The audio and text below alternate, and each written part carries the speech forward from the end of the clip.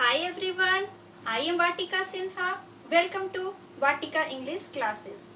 आज मैं लेके आई हूँ रिलेटिव प्रोनाउन। मेरे प्रीवियस वीडियोस रहे थे नाउन के लिए। नाउन में मैंने demonstrative pronoun, distributive pronoun, emphatic pronoun इन सब पे बात की है। आप उसे जरूर चेकआउट करिए। अभी तक आपने मेरे चैनल को सब्सक्राइब नहीं किया है तो मेक श्योर आप चैनल को सब्सक्राइब करिए एंड बेल आइकन पर क्लिक जरूर कर दीजिए ताकि मेरी अपडेटेड वीडियोस टाइमली आप तक पहुंच सके। As well as class 9, 10th, 11th, 12th and 8th के लिए मेरे वीडियोस चल रहे हैं। उसके प्लेलिस्ट मैंने सेपरेटली बना दी है ताकि आपको देखने में कोई भी प्रॉब्लम ना हो। जो भी लिटरेचर सेक्शन से प्रॉब्लम हो आप उसमें देख सकते हैं, क्वेश्चन आंसर के लिए आप उसमें देख सकते हैं और कोई भी क्यूरीज हो तो आप कमेंट बॉक्स में पूछ सकते हैं।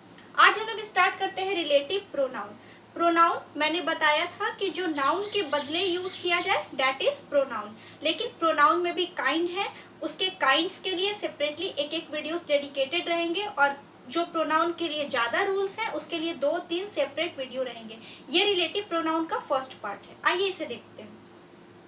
Relative pronoun. Relative pronouns are used to connect two sentences. ध्यान दीजिए, रिलेटिव प्रोनाउन जो होता है वो दो सेंटेंसेस को कनेक्ट करने के लिए होता है। मतलब अगर मैंने दो सेपरेट सेंटेंसेस की बात की है तो उन सेंटेंसेस को अगर हमें एडज्वाइन करना है या जोड़ना है तो उसे जोड़ेगा कौन? वो है रिलेटिव प्रोनाउन। मतलब कि दो अगर सेंटेंसेस अलग अलग हैं लेकिन दोनों के मीनिंग एक दूसरे से रिलेट करने हैं, जोड़ने हैं, एडज्वाइन करने हैं तो उसमें बीच में एक वर्ड यूज होगा। वो वर्ड जो होगा वो कहलाता है, उसे कहते हैं रिलेटिव प्रोनाउन। जैसे कनेक्टिव प्रोनाउंस। रिलेटिव प्रोनाउन को हम कनेक्टिव प्रोनाउंस भी कह सकते हैं। अब कनेक्टिव प्रोनाउन का मतलब हुआ, जैसा कि मैंने बताया, दो सेंटेंसेस को जोड़ रहा है। मतलब वो एक मीडिएटर का काम कर रहा है, दोनों को जोड़ने का काम कर रहा है। इसीलिए हम लोग इसे कनेक्टिव प्रोनाउन भी कहते हैं। मतलब कि दोनों में जो सामंजस्य ला रहा है, दोनों को जो जोड़ रहा है, दैट इज कनेक्टिव प्रोनाउन। ये रिलेटिव प्रोनाउन के बेसिक के लिए ये वीडियो है। नेक्स्ट वीडियो जो होगा वो काफी रूल के लिए होगा एंड क्वेश्चंस के लिए होगा। इसमें आपको समझना है कि बेसिक जो रिलेटिव प्रोनाउन होता है आखिर वो क्या होता है। आइए थर्ड पॉइंट, इसका एग्जांपल देखते हैं। Who, which, that, as, but, what. अब कोई पूछे कि रिलेटिव प्रोनाउन, ये तो समझ आ गया कि कनेक्ट करता है, लेकिन वो किस वर्ड से कनेक्ट करता है? कौन सा ऐसा वर्ड है जिसे देख के हमें लगेगा कि वो रिलेटिव प्रोनाउन के लिए काम कर रहा है या वो रिलेटिव प्रोनाउन है? तो ये कुछ वर्ड्स हैं जैसे कि who, which, that, as, but, what. ये सब जो वर्ड है इसे ही कहते हैं रिलेटिव प्रोनाउन। यही वर्ड्स जो होते हैं वो किसी दो सेंटेंसेस को जोड़ने का काम करते हैं। For example, I saw Rohan who was returning from home. मैंने रोहन को देखा, एक सेंटेंस हुआ। इसके बाद हु से ये दोनों सेंटेंस जुड़ा। यहाँ पे वॉज रिटर्निंग फ्रॉम होम, जो कि अपने घर से वापस आ रहा था। अब ध्यान दीजिएगा, आई सॉ रोहन, यहाँ तक एक सेंटेंस है, मैंने रोहन को देखा। ये बात यही खत्म हो सकती थी कि मैंने किसी को देखा, लेकिन यहाँ पर हु जो है एक और सेंटेंस को ला रहा है और वो क्या है? उसी लड़के के बारे में है। वो कहानी कुछ और नहीं है, उसी लड़के के बारे में है कि मैंने रोहन को देखा, जो लड़का अपने घर से वापस आ रहा था। तो यहाँ पर ध्यान दीजिएगा कि हु जो है वो दोनों को जोड़ता है, लेकिन दोनों सेंटेंसेस आपस में एक दूसरे से रिलेटेबल है। मतलब दोनों एक दूसरे के लिए हैं। ऐसा नहीं है कि मैंने रोहन को देखा और दूसरी बात किसी और लोगों के करने लगी। नहीं, दो सेंटेंसेस ऐसे सेंटेंसेस जो एक दूसरे में तालमेल बैठा सकते हैं उसको जोड़ता है, वो रिलेटिव प्रोनाउन कहलाता है। जैसे कि यहाँ पे I saw Rohan who was returning from home. मैंने रोहन को देखा जो कि घर से वापस जा रहा था। तो यहाँ पे जो हु है वो रिलेटिव प्रोनाउन का काम कर रहा है। लिविंग बीइंग के लिए हु का यहाँ पर उपयोग किया गया है। Second example, I had a pen which I bought recently. मेरे पास एक पेन था, कलम था, जिसे मैंने हाल में खरीदा। तो यहाँ पे एक सेंटेंस हो सकता था कि मेरे पास एक कलम थी, मेरे पास एक पेन था, बात खत्म हो सकती थी। जरूरी नहीं था कि हम उस पर कोई कहानी बताएं। लेकिन अगर हम उससे रिलेटेड कोई बात बताना चाहते हैं तो बीच में हम एक वर्ड का यूज किए जो कि है विच। विच के बाद हम इस बात को बताएं, विच आई बॉट रिसेंटली, मतलब कि मैंने इसे हाल में खरीदा। विच यहाँ पर दोनों में काम कर रहा है रिलेटिव प्रोनाउन का।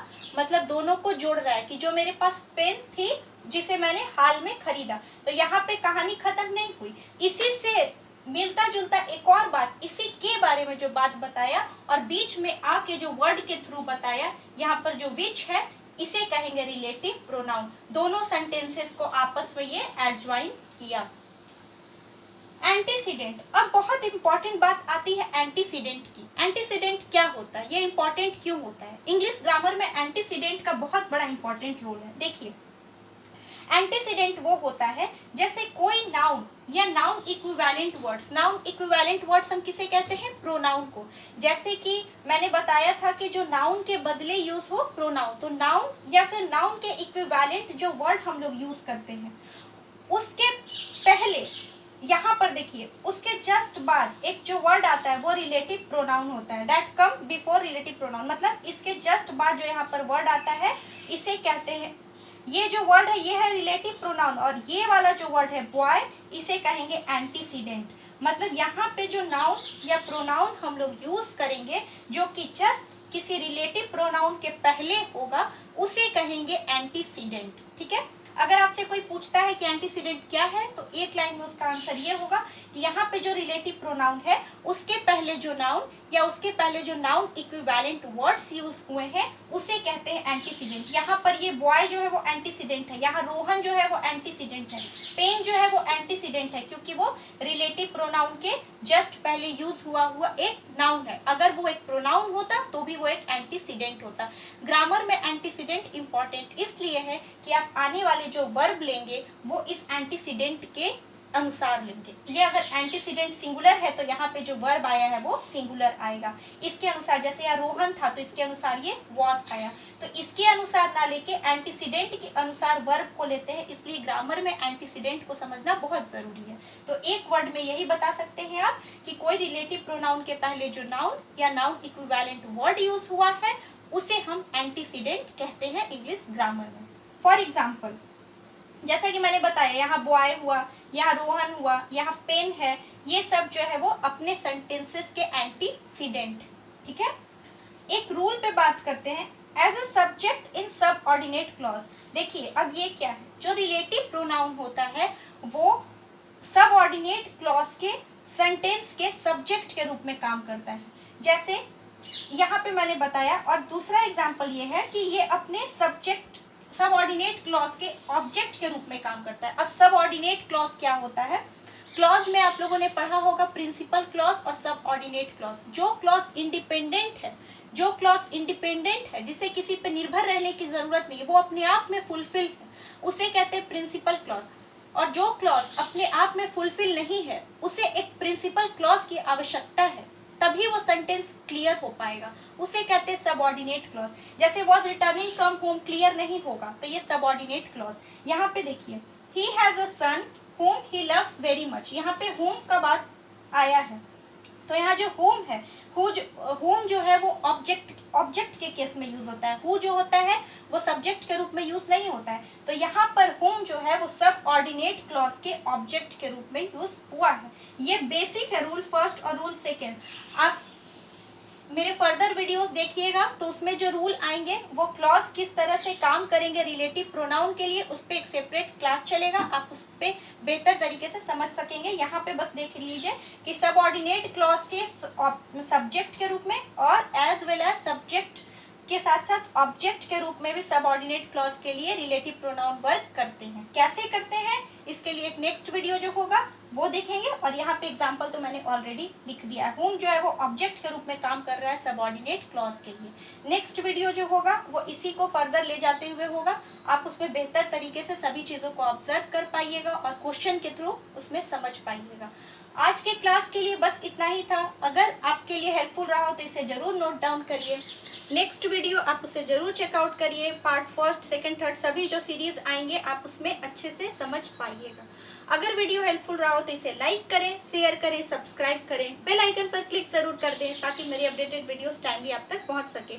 और मेक श्योर प्रोनाउन के सभी सीरीज आपने अभी तक देखे होंगे। Thank you so much.